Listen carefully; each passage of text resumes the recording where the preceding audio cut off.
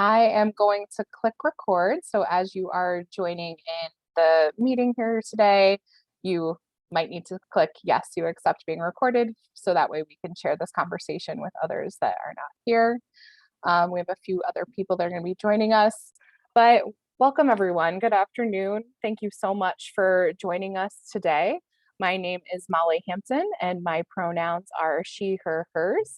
I am the Assistant Director of Programs and Communications at the Office of International Students and Scholars. And I'm really thrilled to be hosting this panel discussion with four wonderful colleagues and Vanessa, who is our OISS DEI Initiatives Fellow, who I'm going to hand it off to in just a moment. But at OISS, we always like to start our programs off with a land acknowledgement. So if you would like to, I always suggest putting your feet in, making contact with the ground that you're on. But we want to open with the acknowledgement that the land that Yale is on is occupied territory. It's the traditional land and ancestral home to Native American, Indigenous, and First Nations peoples. We acknowledge that the United States was established on a foundation of theft, genocide, and enslavement, and remains rooted in anti-Indigenous policies and systems today. We also understand that the technology that allows us to join together today is not available to many Indigenous communities and communities of color, and this question of access contributes to changing climates that disproportionately impacts these same populations. So we would like to take a moment to recognize and honor the current Indigenous population, knowing that this is our present as much as it is our past. We also encourage you to take a moment to learn more about the land that you are on and acknowledge and examine your own positionality in relation to where you live. So I'm going to put a link in the chat, which is a wonderful link that really goes to show whose land you're on. It's called Native Lands. So I would encourage you to check that out at your convenience. With that opening, I'm going to pass it to Vanessa, who will kick our panel off today. Thank you, Molly. Hello, everybody. Thanks for joining us today for the panel discussion on diversity, equity, inclusion, and belonging in the international community. Like Molly said, I'm the Diversity, Equity, and Inclusion Initiatives Fellow for the OISS, and I use she, her pronouns. I'm originally from Germany, and I'm currently doing my PhD at Yale in sociology.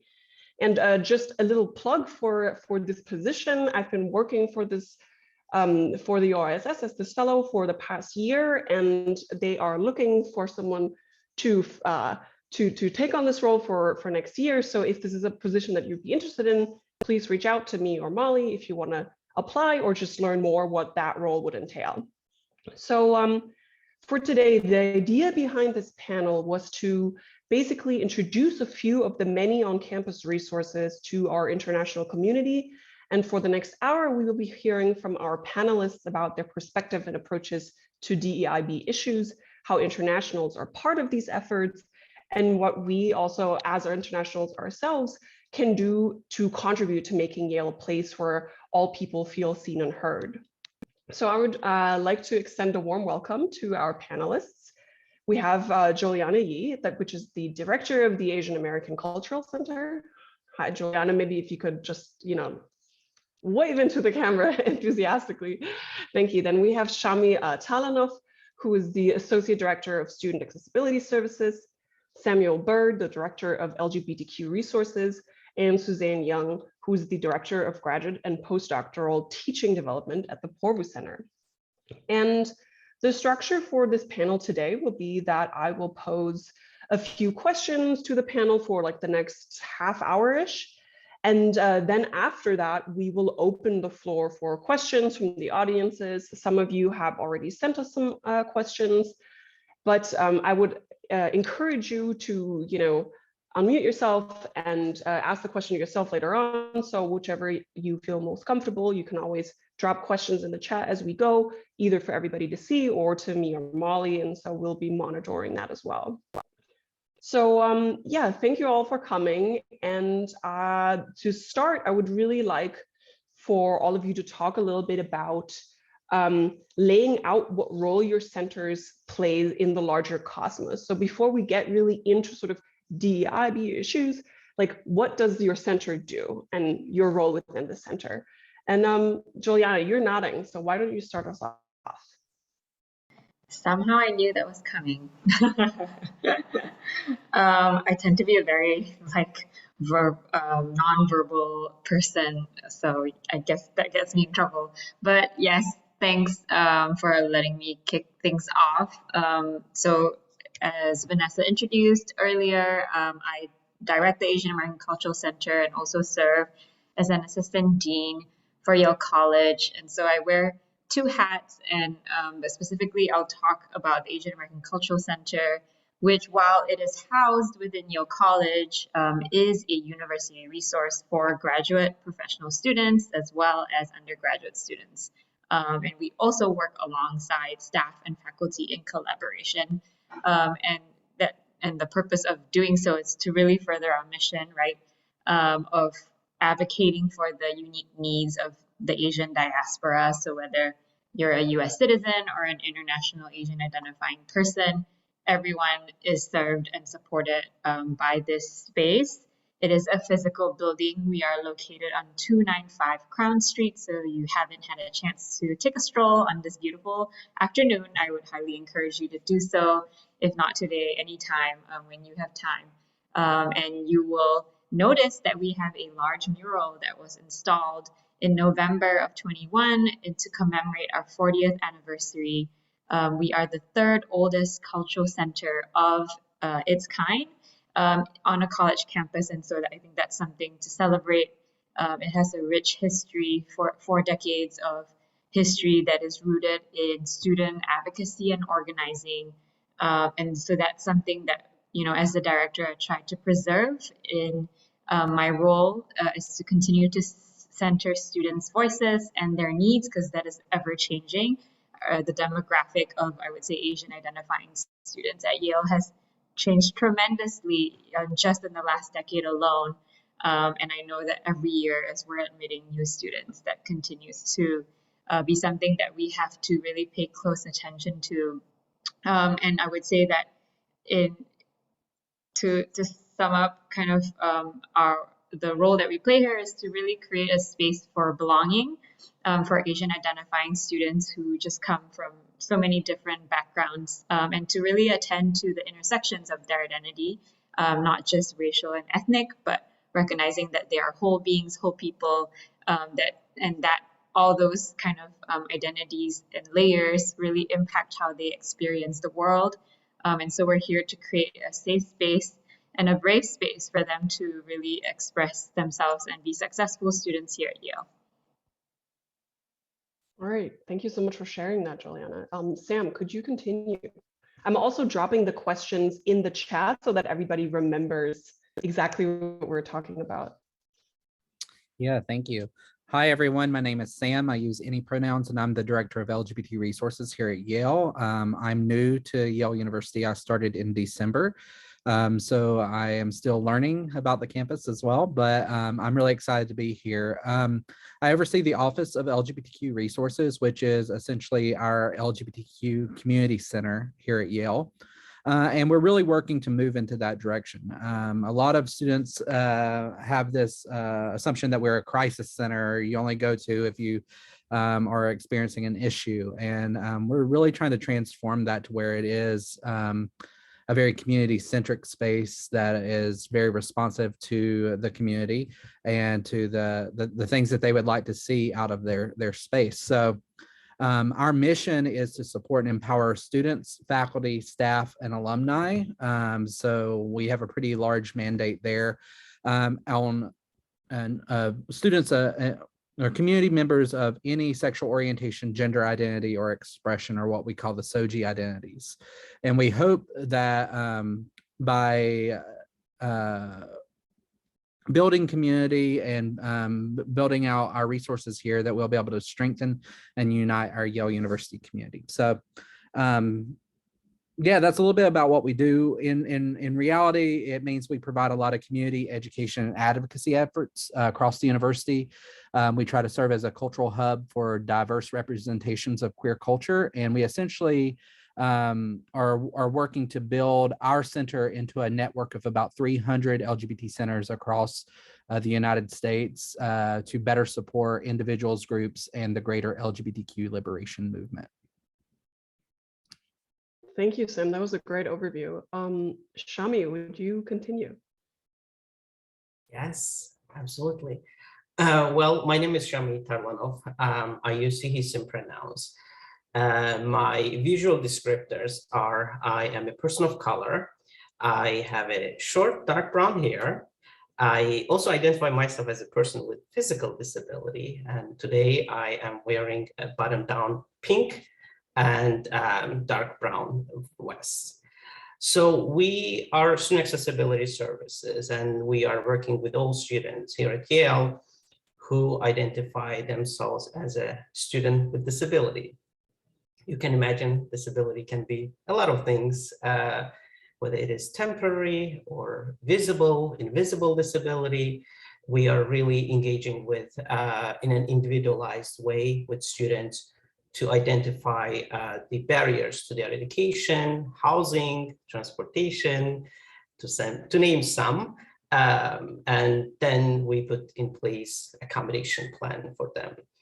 I am sure that you may likely know our team has been growing recently, and we have now more the team members, and I'm one of them. As our team has been growing, it allowed us to be assigned to residential colleges and grad and professional programs, because we are working with all students, whether it is undergrad, residential college students, graduate students, professional or PhD students. So I personally work with 2 residential colleges, Marie Devonport, public health program, School of Management, MBA and MBA program, and all health science education. While we provide accommodations, we are also trying to engage with the community to make sure that disability as an identity, as a culture, and also the accessibility is part of that conversation. You may likely know, recently we had the Disability Symposium, which was really great event. And it was really the day that dedicated to disability, talking about disability, which can be a little bit sometimes not talked about. So we are doing in that way, while we retrofit with accommodations some barriers that students experience. We're also trying to actively engage with the community to make sure that we have the campus, we have the university that embraces and celebrates disability.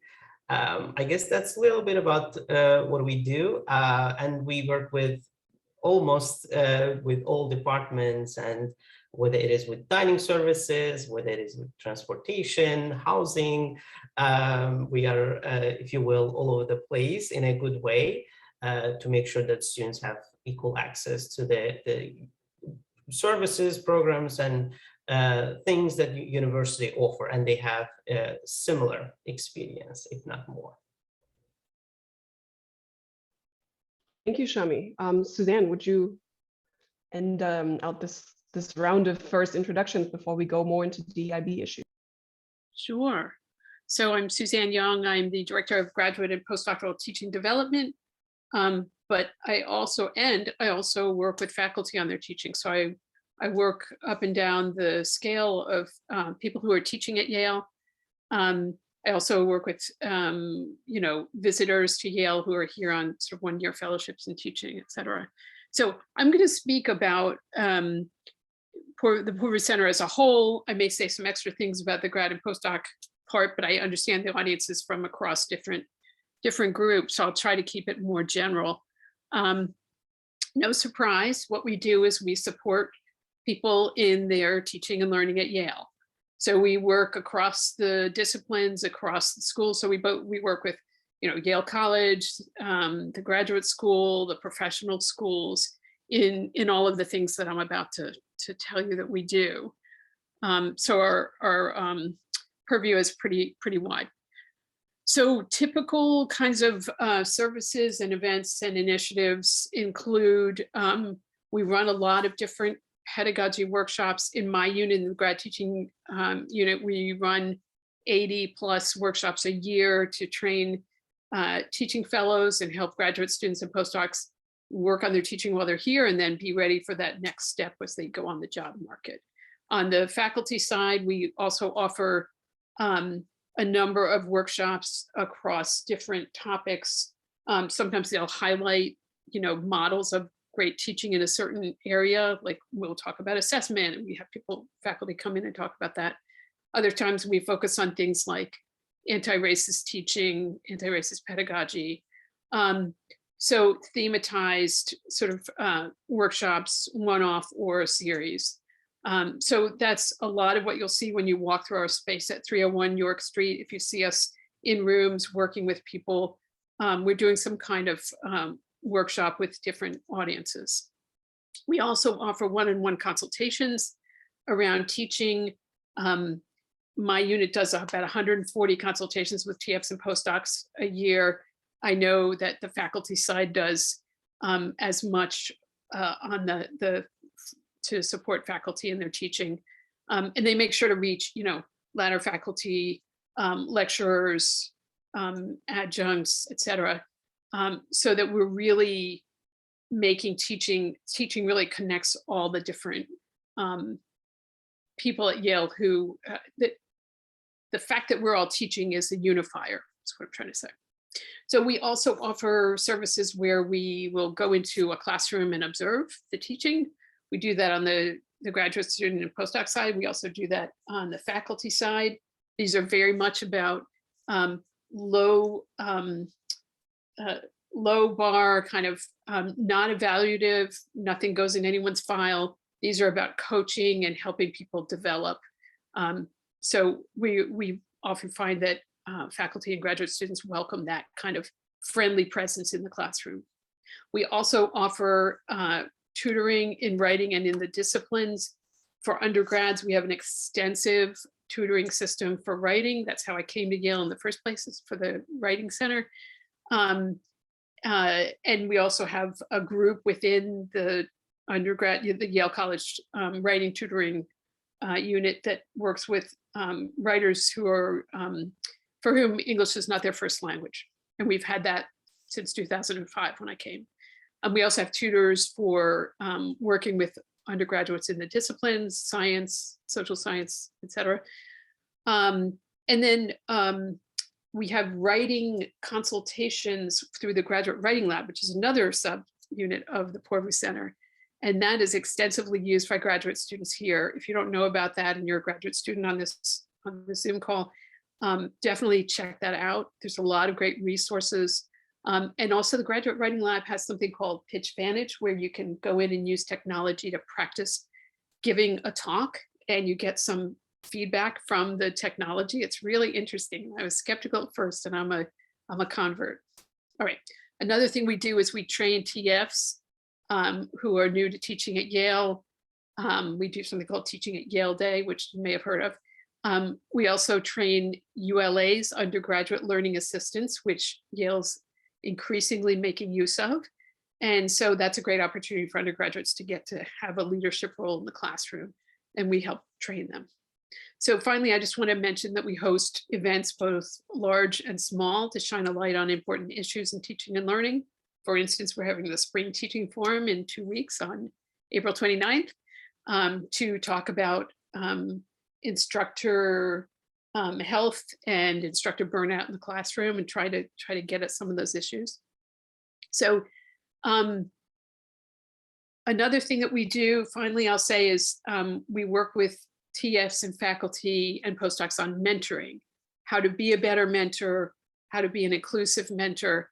And we coach undergraduates through programs like the Academic Strategies program on how to get the most out of mentoring, how to find those mentors you need, and how to engage with them so that you're getting what you need out of the mentoring relationship. I'm going to post a curated list of resources in the chat, but of course you can also just go to our website and check out what we've got there. And I think I'll stop there. Thank you, Suzanne. Yeah, there's a lot of things that the Poorvu Center offers, obviously, a lot of things that all your centers offer. And I think it's great to have this kind of introduction, because I feel like it can be kind of overwhelming when you come to Yale and there's like all of these centers and you kind of sort of lose sight like of what centers are for me, where can I go, when am I welcome? So hopefully everybody will leave this conversation with a better sense of yeah, some places where you can go and meet people, can get answers to questions you might have. And the next question I would like to ask you is specifically about like this term that seems to be thrown around all the time everywhere, which is DEI or DEIB, diversity, equity, inclusion, and belonging. And I would like to know which perspectives inform your approach to DEIB issues around campus, and to share your understanding of this term and how you put it into practice every day. And I'm going to put this into the chat as well again. Samuel, could you start for this question? Yeah, sure. My perspectives, I think, are informed by queer, womanist, and post-colonial praxis and understandings. And in addition to kind of my own lived experiences as a FGLI, queer, and trans Appalachian person, I recognize, like, when I approach LGBT resource work, that our community is not a monolith. There's no monolithic way of being queer or trans. We are a community of multiplicity. And in that, we have to recognize that the variables that we're working with, sexual orientation, gender identity, and gender expression, they work through and are influenced by other aspects of our identity, like race, ethnicity, gender, culture, age, ability, all of those. And when we're doing the work like social justice work, I think we have to take an intersectional approach to our work, because the systems of oppressions themselves are structured very similarly. And in order to fight one form of oppression, you have to fight all forms of oppression. And I think that kind of keeping that in mind as we are navigating our own spaces, recognizing our own identities and positionality in navigating those spaces is really important. So as kind of that, taking that kind of scholar practitioner approach and recognizing that there is no ultimate wokeness or level of wokeness, it requires ongoing process and being in process, and understanding what that is like in our own understandings of the world, but also what it means in being in better community with one another. So there's always going to be a need for kind of that self and interpersonal work. And I think that really speaks to kind of my approach to DEIB issues, whatever the acronym is that we're using. And I think that even like that acronym itself is growing, because we're understanding that each of those words mean something very different. Like diversity, there's a quote that I kind of refer to a lot in my mind to even keep things kind of straight in my mind. Diversity is a fact, equity is a choice, inclusion is an action, and then belonging is the outcome. So really thinking about this drive at Yale to really create spaces of belonging, we're really trying to seek that outcome, but you need all those other pieces in place. And it's a continual, I guess, movement and trying to achieve that. And in order to do that, you really have to dismantle these monoliths that are created or by single stories of what it means to be queer or trans or Black or Asian or any number of identifiers. We really have to dismantle that and really diversify it and complexify it. And that there's something really uniquely beautiful about living at intersections of identity and at intersections of contradiction as well. So that's kind of been my approach. Shami, would you add your perspectives? Yes, thank you, Samuel. Those were really beautiful thoughts. I appreciate that. We, as SIS, we are committed to promote equitable access to education, student life, and fostering that environment of belonging and inclusion and respect from the perspective of disability. We believe that disability is a natural aspect of human experience, and we inform our practices, our work with the lived experiences of students with disability and our community, whether it is faculty, staff members. You can imagine disability is one of those topics that people may have some inhibitions to talk about, how to use the words, whether it's person first language or identity first language. A lot of those questions can be really inhibitions for conversations, that might be really positive and can contribute to the culture. We recognize the normalization of those conversations happening, and we have the the value that always assume competence. We might do things in a different way. We might do some technology, maybe speech to text or text to speech, or we may use ESL interpreter or sign language. Different ways we can engage, and it is just the ways that we are engaging, we are learning, we are doing things. We're trying to normalize and recognize that it's really important to normalize that. And I think we might be in a different branches of the university, departments, and we might do things, different things to serve our community, but I believe the accessibility is in things that we do, whether it is the information that we put out, whether it is documentation that we share, thinking about the accessibility, where the accessibility stands, where, the idea that something that can serve students with disability, it can also be benefited by, if it is video content that has caption, it can also serve someone who uses English as their second language. So thinking from that perspective, universal design perspective,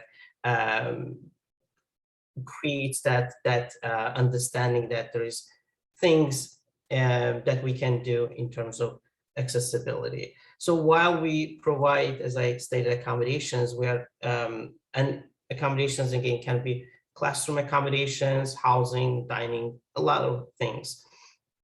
We recognize that there are things that we do in our work, in the daily work, that disability, accessibility related considerations exist, and how we can have this discussion, normalize that discussion, where disability is part of diversity, inclusion, and belonging. It is a process, and it takes a village, so it's all the effort of the community. Thank you, Shami. Suzanne, do you have any new thoughts to add? Yes, so I just want to salute my colleagues. Just,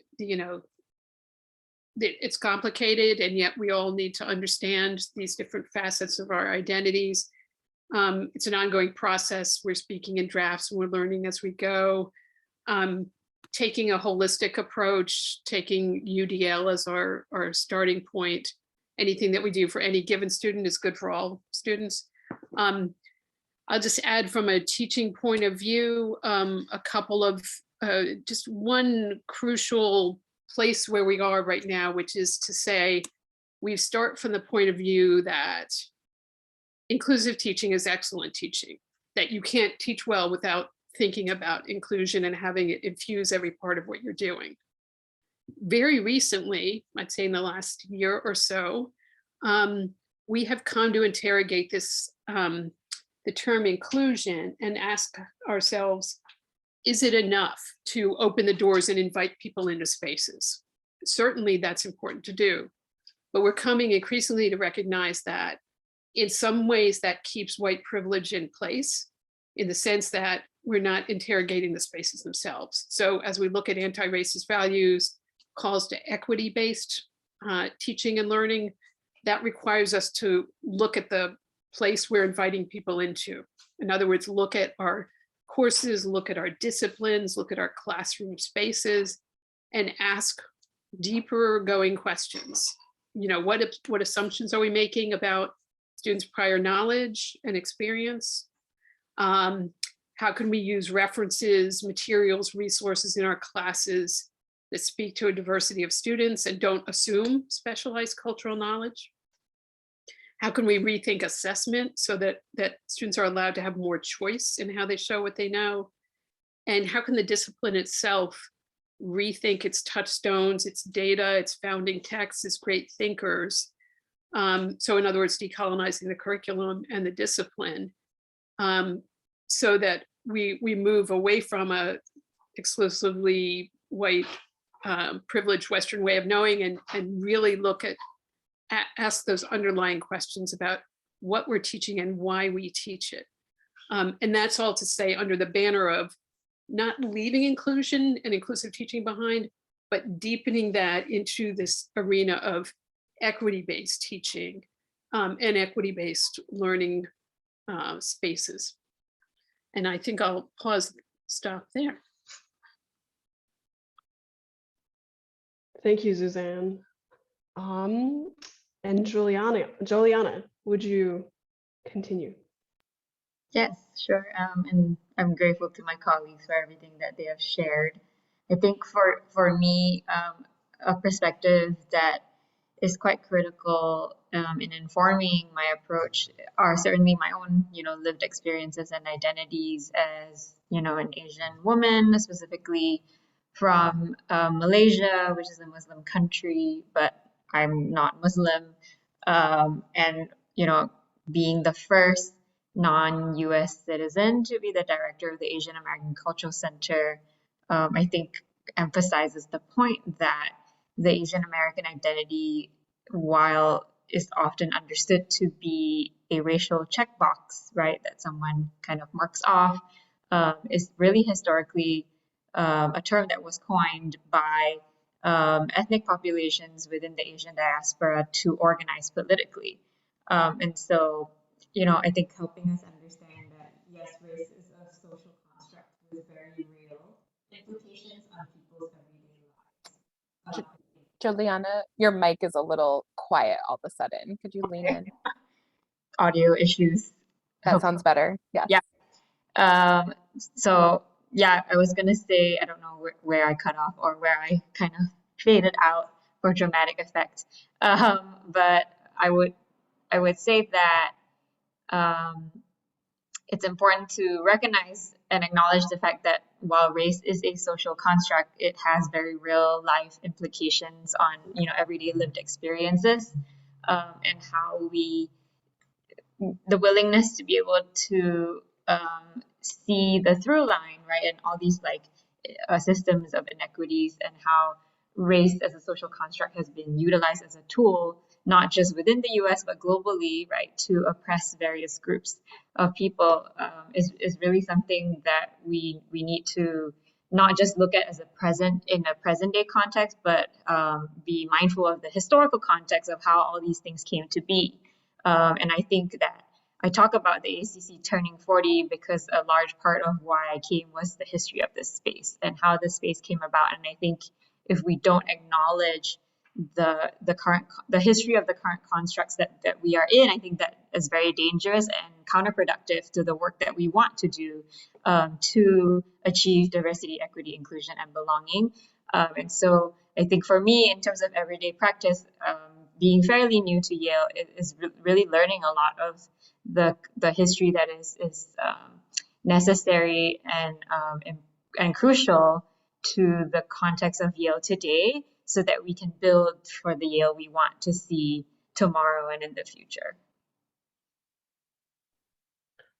Thank you. And for in the sake of time, that we will have some opportunities later for people to ask questions, I'm going to put the next two questions together in one, but I think that they work together quite nicely. And so, of course, this is an OISS event, so we're interested in what all of this has to do with the international community. And I think a lot of the time, when people talk about sort of social justice discourse in the US, they tend to lose sight of the fact that for a lot of people who come here from all over the world, it doesn't click as immediately. They don't have like the same access to it.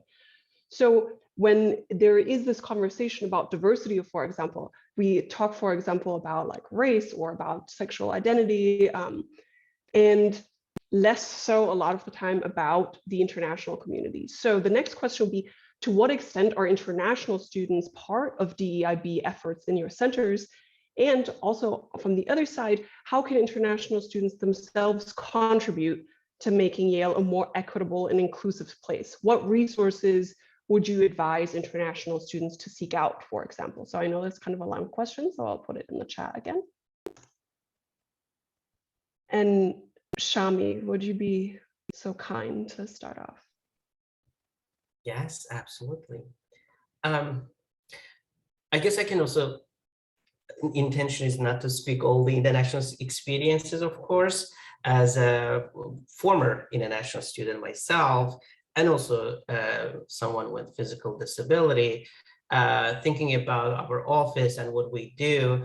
A lot of the times we get international students referred to our office, maybe someone, the faculty, or where the student discloses their disability, or maybe staff members.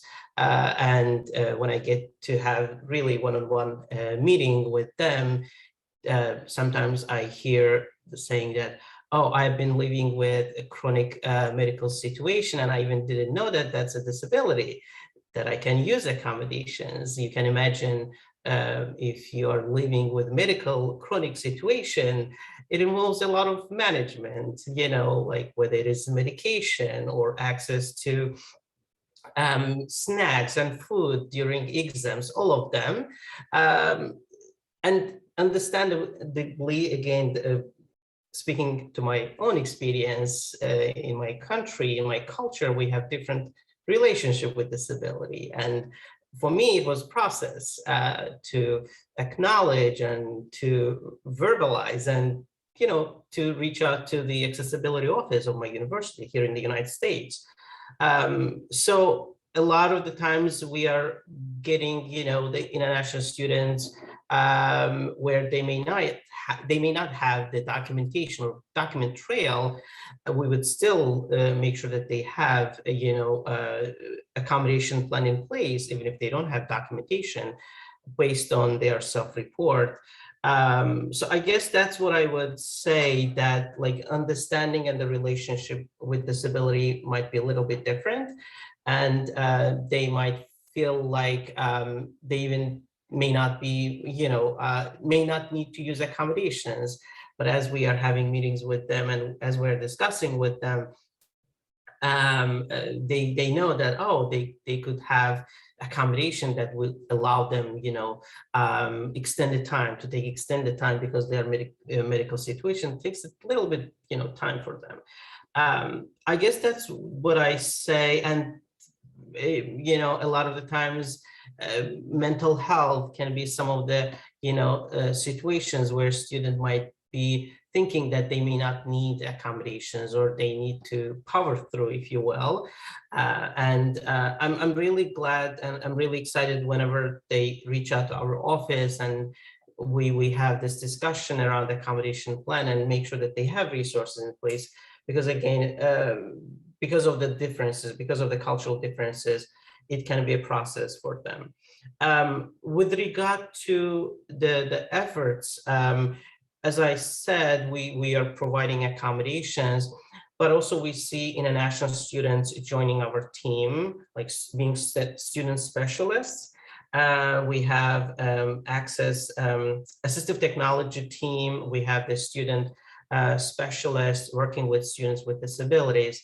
I think that's really great opportunity. As again, I'm going to speak to my experience as an international student, that I didn't have any experience with someone who identified themselves as a blind person. So I didn't know that, what it looks like to be a blind person and to live and to navigate in a world that's built for sighted person.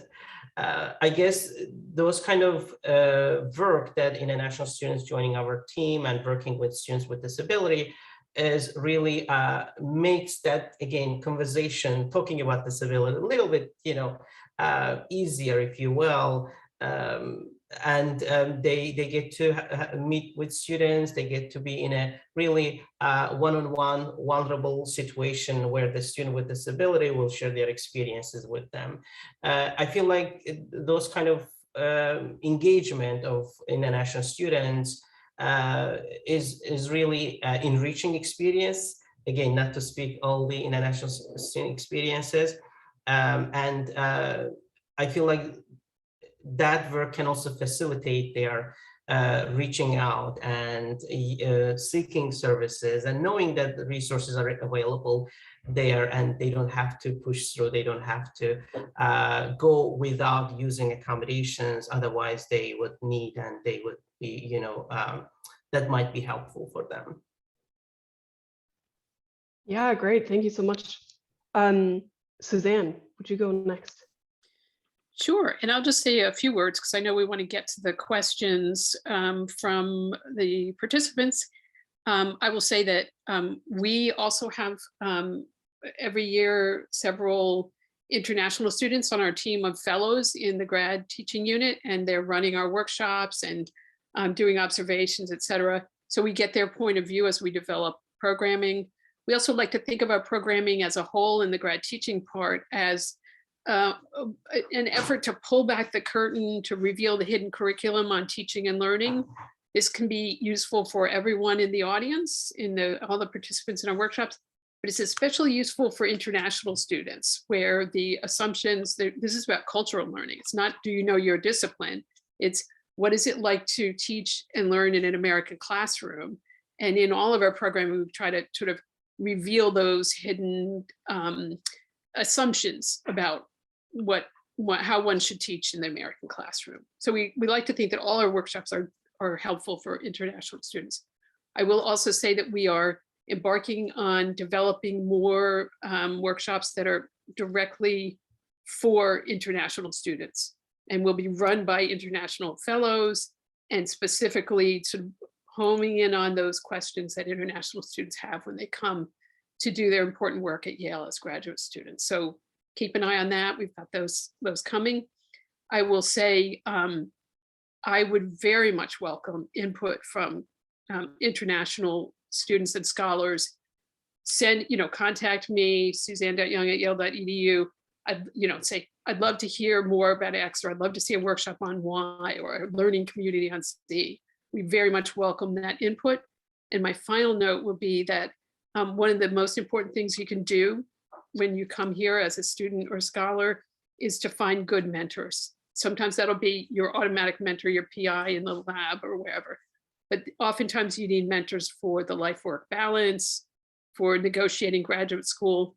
Think of many mentors and look around you and see who you think is going to help you make your time here a success. Yeah, I can really also recommend taking one of the workshops on how to be international instructor. I've done that as well. It can be a little daunting, I think, especially if it's, if English is not your native language. I would like to hear next from Joliana on how international students are part of DEIB efforts and what they can do to get involved.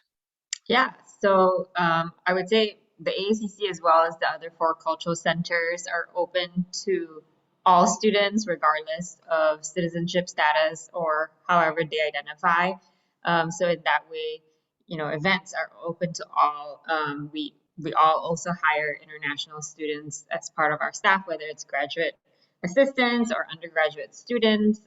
In a given year, I would say there are at least a handful, because I think their perspectives are so critical at US-based institutions where our classrooms can often be very US-centric in the ways in which knowledge is presented. I think it's really critical for students, international students, to remember, as a former international student myself, that your perspectives are valuable in the classroom, even though how you might understand a particular topic, or, you know, as it relates to equity, inclusion issues, maybe you don't know too much about the US context, but certainly it's still relevant to where, you know, the country that you are coming from, and to bring that into the fold actually expands how we think about issues that are US specific. So rather than thinking like, oh, I don't really have anything to add or contribute, I would say have confidence in the fact that your lived experiences have relevance. And like I said earlier, that these are global issues. They're not like things that are unique to the US. They might manifest in ways that are very unique, but certainly have global threads. And I would recommend that international students not shy away from, you know, like participating in these conversations that might seem very odd, or maybe you've never had the space to really have them back home. And I would say challenge by choice, challenge yourself to get uncomfortable. As long as you feel safe, being uncomfortable is really where you can learn and grow. And you can also push students who maybe have never left this country to consider your lived experiences and how that might, you know, color how they look at things here too. So I'll leave it at that for now. I think that's great encouragement, Joliana, especially because I think a lot of the time it's like, well, how do we as international students understand the US better, and less like, well, how can we maybe also help the US understand themselves better and understand others better? So I think that's such a good point you're making. Sam, last off before we start with the Q&A. So please, everybody, if you have questions, anything that you want to focus on, again, please put them in the chat or raise your hand so you can ask them personally. Yeah, thank you. I think that having international students as a part of our center it's incredibly important to all levels of queer leadership across this campus. I think LGBTQ international students face unique challenges, and sometimes may not always know where to go for support, or they may have certain cultural stigmas around their LGBT identity that may prevent them from doing so. In my experience, I've heard a lot about this thing called a double barrier, where individuals don't feel like they fit in this space or that space, or they can only have one of their identities in navigating spaces across the universities, whether like in the international community, they may be the only LGBT person, or in the LGBT community, they may be the only international student. So I think just kind of being aware that a lot of our community feels that way. It's not just our international students, it's our students of color, our students with disabilities, or any other salient part of their identity that really makes up their Yale experience, or is very salient in their Yale experience. But we do know that there are unique challenges, and sometimes those challenges come with the difficulties in being able to relate to domestic students, such as differences in like culture, or adjusting to the American setting, or like the culture shock that comes from that, or understanding the differences in socialization or framing of identities, or the differences in cultural gender roles or sexual ethics and feelings of safety. That comes up quite a bit with international students, is that they may be coming from communities or places where it may be illegal or punishable by death to be out and be their authentic selves. So I've worked with a number of refugees that left certain places to be able to live into their authentic self. So just knowing that all these things kind of exist there,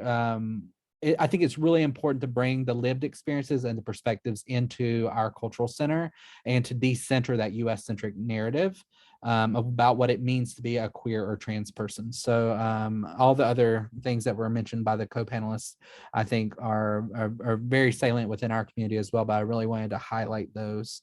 And so I really hope that international students will get involved in our center on all the different levels, whether that means joining standing committees, or working with our team of applying for staffer roles or PL roles, organizing or curating programs or taking leadership over our resident groups and connecting with members of our team. So that's how I think that we can really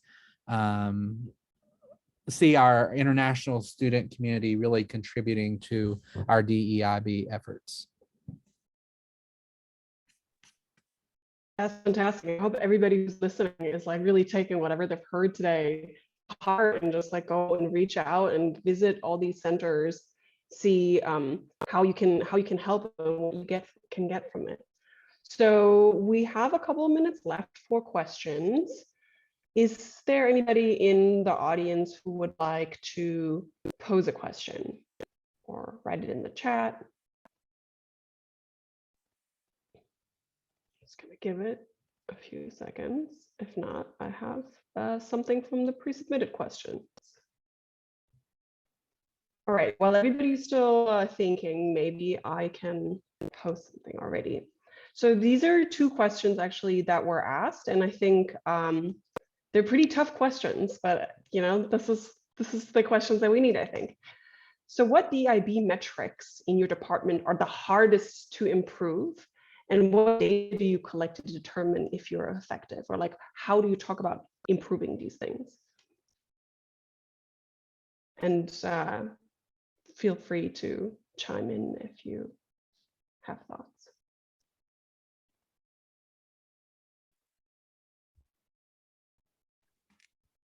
I think data collection is, with regards to the SOGI communities, is pretty inconsistent and varied among our different constituent populations. And this information is also very highly sensitive for a lot of folks, and that our first kind of metrics oriented goal is working with institutional research to get a better sense of our demographics, because they are rapidly changing. In the US alone, 21% of teenagers are now identifying with the SOGI communities. And with increased attention to our demographics, we can better tell our story, create new strategies and programs, and do more intentional outreach. So I think that that's kind of where my head goes when I hear that first question.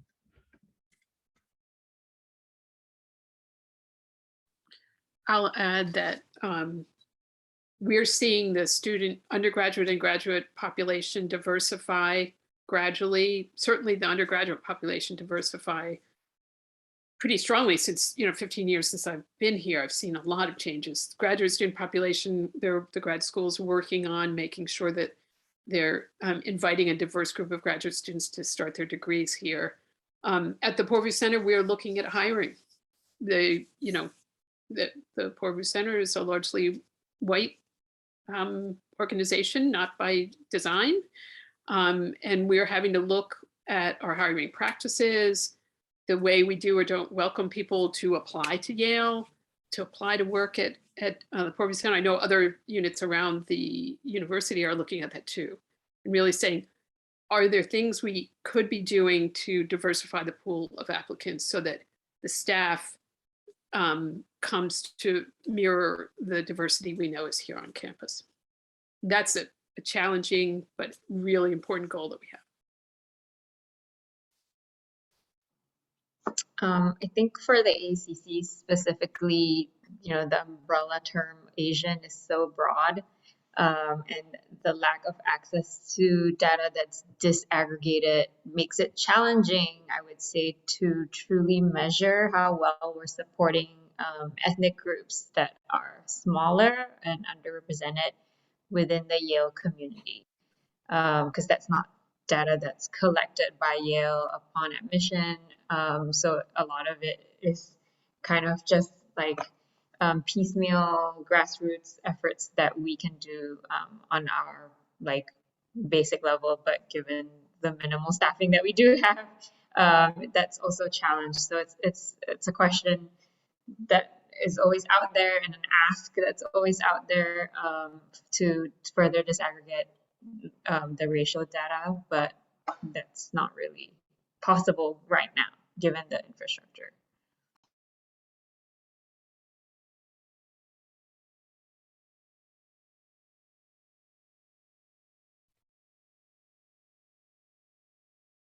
Shami, if you would like to add something, or we can also, I was thinking Please go ahead. I just like to unmute, mute, unmute, mute. Yeah, I guess for the sake of time, we can go. Okay. We only have like 3 minutes left, but I was thinking we could end sort of on a future-oriented note, in that I would like to ask everybody to say maybe 1 or 2 sentences about what's next for your center and what are some of your goals and wishes for the next few years.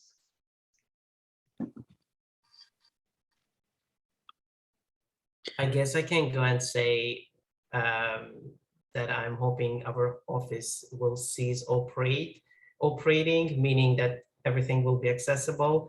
We will secure our employment, but we want to see the university, the resources, and accessible to everyone, including students with disability, so that they don't need accommodations.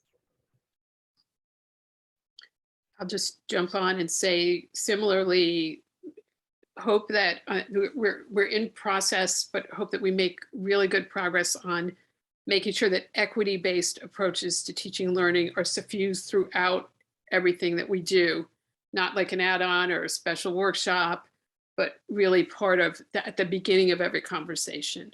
What does it mean to be an inclusive mentor? What does it mean to be an inclusive instructor? As students, what does it mean to feel a true sense of belonging in the classroom? So we're on that path, but we got a lot more work to do. Hoping we can keep doing it.